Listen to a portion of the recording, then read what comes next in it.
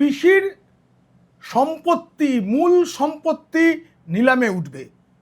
মালিকানা বদল হয়ে যাবে তৃণমূলের। কোন অঙ্কে কে কিনবে, কে হবে তৃণমূলের নতুন মালিক, এখন অনেক প্রশ্ন। জানাবো বিধানসভায় যা ঘটলো তারপরে নতুন দল বানাতে হবে কেন মমতা বন্দ্যোপাধ্যায়কে। মমতার সবচেয়ে বড় সম্পত্তি যেটা আপনাদের বলবো, সেটা কিভাবে নিলামে উঠতে চলেছে, আর 5টা দিন তার হাতে। একেবারে শিবসেনা কিংবা এনসিপির মতো হতে চলেছে এই রাজ্যে। কদিন আগেও যার এত রবরবা, এত অহংকার, সেই তৃণমূল আজ বিপন্ন শুধু নয়, তৃণমূল শেষ। ভাইপো একসময় চেয়েছিলেন পিসির হাত থেকে তৃণমূলটা নিয়ে নিজে একটা সিন্ডে হতে চেয়েছিলেন, শিবসেনার সিন্ডের মতো, কিন্তু সেটা হতে পারেননি, তার মুরদে কুলোয়নি। পিসি ঠিক সময় ধরে ফেলেছিলেন, হতে দেননি, কিন্তু পিসি এখন নিজে আর পারবেন না, কারণ পিসি এখন হেরো। মামলা মোকদ্দমা অনেক কিছু হবে, আর তারপরে ভাইপো বাবু তিনি আর নিজেকে তৃণমূলের সাংসদ বলতে পারবেন কিনা সেটাই প্রশ্নের মুখে। কারণ সব ঠিকঠাক চললে পিসির মূল সম্পদ ঘাসফুল প্রতীক সেটা আর পিসির থাকবে না। আমি বলবো কিভাবে কিভাবে পরপর হতে চলেছে আগামী 5 দিনের মধ্যে। আমি আগেই বলেছিলাম সর্বভারতীয় থেকে আঞ্চলিক হয়ে যাওয়া দলটা এখন অল কালীঘাট তৃণমূল কংগ্রেস। কালীঘাটে শুরু, কালীঘাটেই শেষ। এবার সত্যি সত্যি সেটা হতে চলেছে। দলের নাম হয়তো হবে কালীঘাট তৃণমূল কংগ্রেস।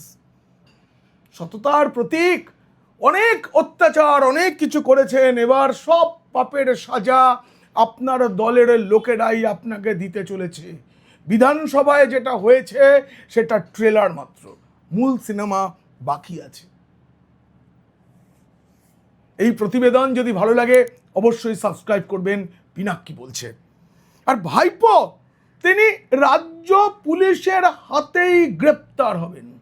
আমি অনেক আগে বলেছিলাম, সেটা আবার জোর দিয়ে বলছি, গ্রেপ্তার হবেনই। কিভাবে হবেন সেটা জানতে দেখুন ও শুনুন পিনাক্কি বলছে।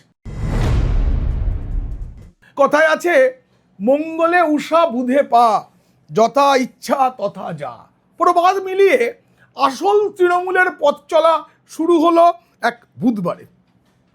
মমতা অনেক দল ভেঙেছেন, অনেকবার বিশ্বাসঘাতকতা করেছেন বিভিন্ন দলের সঙ্গে জোট করে। 11 সালে যখন ক্ষমতায় এসেছিলেন কংগ্রেসের সঙ্গে জোট করে এসেছিলেন, তারপর যখন দেখেছেন প্রয়োজন নেই ছেটে দিয়েছেন। তার আগে বিজেপির সাথেও করেছেন। পিসি ভাইপো মিলে গত 5 বছরে একটু একটু করে বিজেপিকে ক্ষত করেছে, বিধায়ক কিনেছে, সেই সব পাপ জমা ছিল। এবার বিধানসভায় যা ঘটল তাতে হাত থেকে দলটা চলে যাবে, যেটা তিনি কখনো স্বপ্নেও ভাবেননি। এবার সেটা হতে চলেছে। 2 দিন আগেই বলেছিলাম আমি যে আগামী 15 দিন তৃণমূলের পক্ষে বিপজ্জনক। এই 15 দিনটা কমতে কমতে এখন 5 দিনে এসে ঠেকেছে। বুধবার যা হলো, আগে যেমনটা বলেছি তেমন করে দেখতে থাকুন, অনেক নতুন নতুন কিছু ঘটবে। দলটা যে পেশা সেটা আরো প্রমাণিত হচ্ছে। বাজার মন্দা, শেয়ার বিক্রি নেই, এখন পাশে কেউ নেই, শুধু দেখতে থাকুন। ভোটের ফল ঘোষণার পর বিধানসভা নির্বাচনে মানে ব্যাপক ভরাডুবির পর 28 দিন পর, 28 দিন আমি গুনেছি, মঙ্গলবার রাজপথে রাজনৈতিক কর্মসূচি নিয়েছিলেন বহিষ্কৃত মুখ্যমন্ত্রী, যিনি নিজেকে সততার প্রতীক বলতেন। তিনি কলকাতার রাজপথে বসে ধর্মতলার ওয়াই চ্যানেলে আবার বলেছেন যে বিজেপিকে তিনি নাকি দেশ থেকে তাড়াবেন, সে তিনি বলতে পারেন। কিন্তু মমতা বন্দ্যোপাধ্যায় ওই ধর্ণা মঞ্চে বসে একবার ডান দিকে বাঁ দিকে তাকালেন না। তার পাশে কারা ছিলেন? 8 জন বিধায়ক, 80 জন জিতেছে, 8 জন বিধায়ক তার ধর্ণা মঞ্চে ছিল। আমি আপনাদের বলছি, বিধানসভায় যারা আসল তৃণমূলের দাবি নিয়ে কাগজপত্র জমা দিলেন, তার বাইরেও একটা বড় অংশ যারা এদিকেও নেই ওদিকেও নেই হয়ে রয়েছেন, তারা এখনো জল মাপছেন। তারা আগামী কয়েক দিনের মধ্যে সিদ্ধান্ত নিয়ে নেবেন। সর্বভারতীয় স্তরে একটা বিরোধী জোট, তিনি নাকি নাম দিয়েছিলেন, জোটের নাম কি? ইন্ডিয়া। আসলে তো ইন্ডিয়া নয়, ইন্ডি জোট। সেই ইন্ডি জোটের পিন্ডি অনেকদিন আগে চটকে গেছে, কিন্তু আগামী 8ই জুন সেই ইন্ডি জোটের বৈঠকে যোগ দিতে যাবেন পিসি ভাইপো। কিন্তু আমি বলে রাখছি মমতা বন্দ্যোপাধ্যায় এবং অভিষেক বন্দ্যোপাধ্যায়কে, তার আগে তৃণমূল দলটা থাকবে না। যেদিন ওই বৈঠকে যোগ দিতে যাবেন, আমি জানি না শেষ পর্যন্ত যাবেন কিনা, সেদিন তারা শুনতে পারবেন দলটা নেই, সম্পত্তি নিলামে উঠে গেছে। ভোটের ফল প্রকাশের পর থেকেই, আগেও বলেছিলেন এবার বিধানসভায় জিতবো, তারপর দিল্লি দখল করব। তার তাবেদার সংবাদ মাধ্যম এবং সাংবাদিক এবং দলের অনুগামী যারা, তারা অনেকে বলেছিলেন দিদি পরের মুখ্যমন্ত্রী থেকে পরের প্রধানমন্ত্রীও হবেন। 2029 সালের লোকসভা নির্বাচনের লক্ষ্যে নতুন লড়াই শুরু হবে। ঐক্যবদ্ধ বিরোধী জোট ইন্ডিয়া সেই লড়াই করবে, আর তাতে নাকি মমতা বন্দ্যোপাধ্যায় নেতৃত্ব দেবেন। কোন অধিকারে? কে বিশ্বাস করে মমতা বন্দ্যোপাধ্যায়কে? অভিষেক বন্দ্যোপাধ্যায়ের উপর ডিম হামলা হওয়ার পর কয়েকজন বিরোধী নেতা, বিভিন্ন দলের নেতা টুইট করেছেন, তার মানে তারা বিশ্বাস করছেন এটা নয়। তাদের প্রত্যেকেরই ভরাডুবি অবস্থা, সেখান থেকে তারা বেঁচে থাকার জন্য জোট বাঁধতে চান, কিন্তু মমতাকে কেউ বিশ্বাস করে না। সকলের সাথে একবার বা একাধিকবার বিশ্বাসঘাতকতা তিনি করে ফেলেছেন। একনাথ শিন্ডের কথা মনে আছে না? আচমকা উদ্ধব ঠাকরের হাত ছেড়েছিলেন, আসল শিবসেনা প্রমাণ করেছিলেন নিজের গোষ্ঠীকে। কিংবা কাকার হাত ছেড়ে অজিত পাওয়ার এনসিপি, আসল এনসিপি তৈরি করে ফেলেছিলেন। কিন্তু পিসির ক্ষেত্রে না, কোনো ভাইপো, পুত্র, আত্মীয় তারা করবেন না। তার ভাই, তার সব গুণধর ভাইরাই করবে, বোনেরাই করবে। আমি বলছি আপনাদের, এই যে মঙ্গলবার 6 জন সাংসদ মমতা বন্দ্যোপাধ্যায়ের পাশে ছিলেন, তার মধ্যে লোকসভার মাত্র 2 জন, কল্যাণ বন্দ্যোপাধ্যায়, মালা রায়। রাজ্যসভার কারা ছিলেন? ডেরেক ওব্রায়েন, দোলা সেন, সামিরুল ইসলাম, নাদিমুল হক। এই যে 6 জন, 2 লোকসভার আর 4 রাজ্যসভার, তাতে পিসিমণি তো টের পেয়ে গেছেন যে লোকসভাতেও তার সাংসদরা তার সঙ্গে থাকছে না। তারা বিজেপিতে যোগ দেবে। যদি যোগ দেয়, 2/3 একসাথে গেলে দলবিরোধী আইন লাগছে না। কিন্তু সেটাও নয়, তারা যদি আসল তৃণমূল বলে নিজেদেরকে দাবি করে, মমতা বন্দ্যোপাধ্যায় আটকাতে পারবেন না। এবং সেটা বিজেপির পক্ষে বুদ্ধিমানের কাজ হবে। এনডিএ জোটে চলে আসুক আসল তৃণমূল, কিন্তু এদের মধ্যে অনেকেই তো দাগি, তাদেরকে দলে নেওয়ার দরকার নেই। আমি জানি না বিজেপি কি করবে।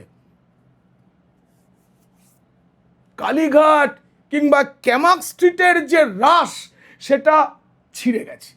আসল তৃণমূল বাংলায় হলো, এরপর দিল্লিতে হওয়া শুধু বাকি থাকছে। এরপরে কি হবে? এরপরে নিয়ম অনুযায়ী নির্বাচন কমিশনের কাছে যাবে, এরা গিয়ে বলবে আমরাই তো আসল তৃণমূল, এবং কমিশন সংখ্যাগরিষ্ঠকে দেখবে, কে তৈরি করেছিলেন, কি করেছিলেন, এগুলো বিচার্য হবে না। মামলা মোকদ্দমা হওয়ার পর পিসির বড় সম্পদ, তিনি তো বলেন তার কিছু নেই, তার ভাইপোকে বাঁচাবার জন্য, ভাইদের সম্পত্তি রক্ষার জন্য এত লড়ছেন, কিন্তু তিনি বলেন তার কিছু নেই, দল ছাড়া, দলটাই তার পরিবার। সেই পরিবারটা ভেঙে গেছে, এবং তার প্রিয় ঘাসফুল প্রতীক, যেটা অন্যের আঁকা নিজের বলে চালাবার চেষ্টা করেন, এমন অভিযোগ রয়েছে। সেই ঘাসফুল প্রতীকটার থাকবে না। আগামী দিনে মমতা বন্দ্যোপাধ্যায়ের রাজনীতি ছাড়ার সময় হয়ে গেছে, তার ক্যারিয়ার শেষ, কিন্তু তিনি রাজনীতি ছাড়বেন না। তিনি শেষ দিন পর্যন্ত খড়কুটো আঁকড়ে ভেসে থাকার চেষ্টা করবেন, কিন্তু রাজনীতি তাকে ছেড়ে যাচ্ছে। আর 5টা দিন হাতে, আর 5 দিন পিসির সম্পত্তি নিলামে উঠবে। একমাত্র সম্পদ জোড়া ফুল, ঘাসের উপরে জোড়া ফুল। এই যে মঙ্গলবার এই যে ধর্ণা মঞ্চে বসলেন, তার পাশে কারা কারা ছিলেন? বিধায়ক শোভনদেব চট্টোপাধ্যায়, তাকে তিনি বিরোধী দলনেতা বেছেছেন, তাকে অন্য গ্রুপ নেবে না, তাকে থাকতে হবে। বিমান বন্দ্যোপাধ্যায় আগে স্পিকার ছিলেন, এখন নতুন কেউ তৃণমূলের আসল তৃণমূল হয়ে উঠছে, তাদের নেতৃত্ব মেনে নেওয়া সম্ভব নয়। জনাব ফিরহাদ হাকিম, তিনি ইচ্ছা ছিল না তবু গেছেন। আমি বলছি মেয়র পদটাও তিনি ছাড়বেন, এবার ছেড়ে বুঝিয়ে দেবেন, পিসি তোমার সঙ্গে আমি আর নেই, ও দিদি তোমার। মদন মিত্র, অশোক দেব, নয়না বন্দ্যোপাধ্যায়, অসীমা পাত্র এবং কুণাল ঘোষ। একটা দিন দেখা যাবে এই কুণাল ঘোষ ছাড়া দিদির পাশে কেউ নেই। তিনি একমাত্র তখন বলবেন, আপনিই তো সারদার সবচেয়ে বড় বেনিফিশিয়ারি, তাই আপনার সঙ্গে আমি রয়ে গেলাম। বলবেন এটা, বলবেন এটা, বলবেন, কারণ কুণালকে কেউ নেবে না। তার চাকরিটা চলে গেছে, তারপরেও প্রতিদিন অফিসে নানা ছুতোয় যাতায়াত করছিলেন, সেটাও বন্ধ হয়ে গিয়েছে। তিনি বিভিন্ন ক্লাবের সব কর্তাকর্তা ছিলেন, আস্তে আস্তে সব যাচ্ছে, আরো যাবে। তিনি বেলেঘাটার বিধায়ক হয়ে থাকবেন, কিন্তু তৃণমূলের বিধায়ক বলতে পারবেন না, কারণ তৃণমূলের প্রতীকটাই তো নিলামে উঠতে চলেছে আর 5 দিন বাদে। এত কিছুর পরেও মমতা, মানে আমাদের বহিষ্কৃত মুখ্যমন্ত্রী, মঙ্গলবার ওই মহাত্মা গান্ধীর মূর্তি রয়েছে সেখানে মালাটা দিয়েছেন, তারপরে তিনি শপথ নিয়েছেন, এই অত্যাচার যতদিন চলছে ততদিন মোকাবিলা করব, করেঙ্গে ইয়ে মরেঙ্গে। মানে উনি বলতে চাইছেন শেষ দিন পর্যন্ত বিজেপিকে সরিয়ে, তারপর কোথা থেকে সরাবেন? বাংলায় বিজেপি 208, আর গোটা দেশে প্রায় সব রাজ্যেই তো বিজেপি বা বিজেপির জোট ক্ষমতায়। এখনো তিনি বলে যাচ্ছেন আমি হারিনি, আমাকে মারা হয়েছে, ভোট লুট হয়েছে, কেউ শুনছে না। মঙ্গলবার ধর্ণা মঞ্চের সামনে তৃণমূলের যতজন ছিলেন তার থেকে বেশি ছিল সাংবাদিক মহলের বন্ধু বান্ধবরা। পুলিশকে তিনি বলেছেন যারা আসছেন তাদের ঢুকতে দিন, আটকে দেবেন না, কেউ আসছে না, কিন্তু সব ফাঁকা আওয়াজ। আর কুণাল ঘোষ, তিনি নানা রকম টুইট ইত্যাদি করে চলেছেন, করে কোনো লাভ নেই। সমাজ মাধ্যমে বেঁচে থাকবে, দলটা সমাজ মাধ্যমে বেঁচে থাকবে। কুণাল তো 2 নৌকোয় পা দিয়ে চলেছেন। তিনি জেল থেকে বেরোনোর পর একাধিক সাক্ষাৎকারে বলেছেন যে আমি তৃণমূলকে শেষ করে ছাড়বো, বদলা আমি নেবই, আমাকে বিনা দোষে নাকি জেলে মারা হয়েছিল ইত্যাদি প্রভৃতি অনেক কিছু বলেছেন। এবার তো এই যে বিক্ষোভ, এই যে বিধায়কদের আসল তৃণমূল দাবি করা, এর তো সূচনাটা তিনি করেছিলেন। বিধানসভার নৌশার আলী কক্ষে বৈঠক তো তিনি ডেকেছিলেন, সেখানে ঋতব্রত বন্দ্যোপাধ্যায়, সন্দীপন সাহাদের নিয়ে তিনি বসেছিলেন, এক গাড়ি করে গেছিলেন পিসির বাড়িতে ভাইপোর বিরুদ্ধে সরব হতে। আবার ভাইপো যেদিন ডিম হামলার মুখে বললেন সেদিন কারা রকম রূপ নিয়েছে। তবে এটা ভাবার কোনো কারণ নেই যে কুণাল ঘোষের এত ক্ষমতা, তিনি তৃণমূলকে শেষ করছেন। তিনি নানা রকমের ঝগড়া ঝাঁটি লাগিয়ে তৃণমূলকে খবরে রেখেছেন, নিজে খবরে থেকেছেন। এর বেশি কিছু কৃতিত্ব তাকে দেওয়া ঠিক হবে না, কারণ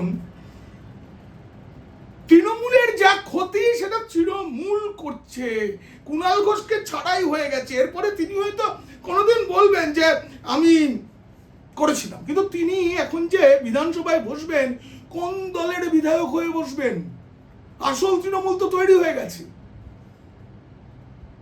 আনঅ্যাটাচড মেম্বার বলে একটা বিষয় আছে, যারা কোনো দলেরই নন, নির্দল নন। আবার ফেসবুকে সেদিন দেখলাম এইসব হচ্ছে বুঝতে পেরে তিনি তো প্রথম জনসমক্ষে আনলেন সবটা, আমরা জানতাম কিন্তু বলিনি, কি হয় দেখি করছিলাম। তখন তিনি লিখলেন, যদি তৃণমূলের কাউকে কাউকে গাজর দেখিয়ে ভাঙানোর চেষ্টা বিজেপি করে, তাতে আমি বিজেপির দোষ দেখি না। আরে ওরা আগেও যোগদান মেলা করেছে, আমরাও ওদের লোককে নিয়েছি। তুমি তো ছিলে একটা জায়গায়, জেল খাটলে, আবার হাতে পায়ে ধরে ঢুকলে, তোমাকেও নিয়েছিল। যাই হোক, ওরা আজ ক্ষমতায়, ওদের সমালোচনার আগে নিজের ঘরের দিকে তাকাবো। যারা নিজেরা সদ্য জিতে দল সরকার থেকে সরেছে বলে বিলম্বিত বিবেক জাগরণের চিত্তচাঞ্চল্যে কাতর দমবন্ধের ছটফটানি, তাদের দিকে দেখব। এরা নির্দল হিসেবে নিজে যেতেননি, মমতাদির প্রতীক, মুখ, প্রচার ব্যবহার করে জিতেছে। তাদের অনেককে মাথায় তুলল কারা, তাদের প্রশ্ন করব। আগাগোড়া লোক চেনার ভুল হয়েছে, পদ্ধতির ভুল হয়েছে, কাজে ভুল হয়েছে, মস্ত ভুল। আচ্ছা, কুণাল ঘোষ এইসব যে বলছেন, আগে বলেননি তো? যখন এরা জিতে এলেন, যখনও বিদ্রোহ শুরু হয়নি, তখন তো বলেননি এরা ভুল, এদের বাছাই ভুল হয়েছে? এরাও তো বলতে পারে কুণাল ঘোষকে বাছাই ভুল হয়েছে। তৃণমূলের আসলে না গোটা ব্যাপারটাই এখন এমন হয়ে গেছে, কে কার দিকে আঙুল তুলবে, সব আঙুলি আসলে নিজের দিকে চলে আসছে। মমতাদির প্রতীক, মুখ, প্রচার ব্যবহার করে সবাই জিতেছেন, খালি খোদ মমতা জিততে পারেননি। এটাই তো হয়েছে। আমি বলছি, কুণাল ঘোষ নিশ্চিন্তে থাকুন, বিজেপি কাউকে নেবে না। কারণ এখন শুভেন্দু অধিকারী তথা বিজেপি যে শক্তি নিয়ে ক্ষমতায় এসেছে, তাতে কোনো প্রয়োজন নেই, বিধানসভায় বা সরকার চালানোর ক্ষেত্রে কোনো প্রয়োজন নেই, কারো সাপোর্ট দরকার নেই। আর এই যে ভাঙন, এতে বিজেপির কোনো প্রত্যক্ষ ভূমিকা নেই। যা হয়েছে সবটা তৃণমূলের অন্দরের বিষয়। বিজেপি তথা শুভেন্দু অধিকারী তথা শ্রমিক ভট্টাচার্যরা খালি হেসেছেন, খালি দেখেছেন আর হেসেছেন। জনতা যে রায় দিয়েছে, তাতে একক শক্তিতে বিজেপি নির্বিঘ্নে বিধানসভা এবং সরকার চালাতে পারবে, এবং দেখবে পিসির বড় স্বাদের সম্পত্তি নিলামে উঠছে, আর ভাইপো গ্রেপ্তার হবে। সই জাল কাণ্ড নিয়ে যে বড় অপরাধ জমাটা দিয়েছেন অভিষেক বন্দ্যোপাধ্যায়, কোথায়? আইনসভা, বিধানসভার সচিবালয়ে অধ্যক্ষের কাছে তিনি জমা দিয়েছেন। এটা কত বড় অপরাধ ভাবুন তো। সই জাল তৃণমূল অনেক করেছে, অতীতেও করেছে, ভবিষ্যতেও করবে, কিন্তু আইনসভায় যেখানে আইন তৈরি হয়, সেখানেই বেআইনি কাজ। সিআইডি একবার ফিরে গেছে, 15 দিন সময় চেয়েছিলেন, গা ম্যাচ করছে, ঘাড়ে ব্যথা বলে, চোয়ালে ব্যথা, ডিবের আঘাতে, কিন্তু 7 দিন সময় দিয়েছে, যেতে আপনাকে হবেই। আমি তো বলছি, হাতে আর 5টা দিন, তৃণমূলের সব সম্পত্তি নিলামে উঠবে। তার আগে হয়তো ভাইপো গ্রেপ্তার হয়ে যেতে পারেন, বা নাও হতে পারেন। কি হে ভাইপো বাবু, 4 তারিখের পর বিজেপির ঝান্ডা ধরার কেউ থাকবে না। আমি বিজেপি করি না, কিন্তু বিরোধী স্বরকে আটকাতে আপনি যেভাবে হুমকি দিয়ে পুরো ভোট প্রচারটা করেছিলেন, তার আমি বিরুদ্ধে। খালি ডিজে বাজবে, রবীন্দ্রসঙ্গীতের সঙ্গে ডিজে বাজবে, অনেক বুলি শুনিয়েছে। এখন যে তৃণমূলের ঝান্ডাটাই অন্যের হাতে চলে গেল, ব্যানার্জি পরিবারের হাতে আর কিছু নেই। ব্যানার্জি পরিবারের হাতে শুধু পুরসভার নোটিশ, এত বেআইনি সম্পত্তি, এত কিছু। বিধানসভায় পরিষদীয় দলের সমীকরণ বদলে গেল। এবার মমতা, অভিষেক তারা নাকি ইন্ডিয়া জোটের বৈঠকে যাবেন, আর তার আগেই হয়তো সব শেষ। কি বলবেন ওখানে, কে পাত্তা দেবে? রাজ্যে 20টারও কম যদি সংখ্যা গোনা হয়, তাহলে আপনার হাতে বিধায়ক থাকবে, আসলে থাকবে জনা 10 সাংসদ কজন থাকবেন হিসেবটা আপনারা জানেন, হিসেবটা করে নি, নাই পরে বলবো আমি। কংগ্রেস নেতৃত্বের সঙ্গে তৃণমূলের সমন্বয় কে করবে? এখনো পর্যন্ত কিন্তু কংগ্রেস বা অন্য দল এমন কিছু বলেনি যাতে তারা এই ভাঙন নিয়ে সহানুভূতি দেখাবে না কেউ। আপনারা জানেন ইউটিউব এই চ্যানেলে মেম্বারশিপের সুবিধা দিয়েছি ইতিমধ্যেই। পিনাক্কি বলছে এর পাশে দাঁড়াতে, অনেকে মেম্বারশিপ নিয়েছেন। আর পিনাক্কি বলছেও দায়িত্ব নিয়েছে যে সমাজের কোনো মঙ্গলের কাজে, হিন্দুত্বের কোনো শুভ কাজে এই বাবদ যে অর্থ উপার্জন হবে সেটা খরচ করা হবে। সকলে মেম্বারশিপ নিন, আপনাদের পাশে চাই কোনো বড় কাজের জন্য। আসল তৃণমূল হয়ে গেল, কিন্তু সেটাও ভালো তৃণমূল কিন্তু নয়, এটা মাথায় রাখতে হবে। বিজেপিকে তাই দূরত্ব রেখেই চলতে হবে, আশা করি সেটা করবে বিজেপি। তবে রাজনীতি না বড়ই অসম্ভবের শিল্প। আমি আপনি কি চাইছি সেটা অনেক সময় বড় কথা হয় না, যা হবার তাই হবে। আমাদের দেখতে হবে, কখনো সমর্থন করতে পারবো, কখনো হয়তো পারবো না, কিন্তু বদল তো আসছেই, বদলকে তো মেনে নিতে হয়। এই প্রতিবেদন কেমন লাগলো জানিয়ে অবশ্যই মন্তব্য করবেন। ভালো লাগলে বন্ধুদের, খারাপ লাগলে শত্রুদের শেয়ার করবেন। আপনারা খুব খুব ভালো থাকবেন।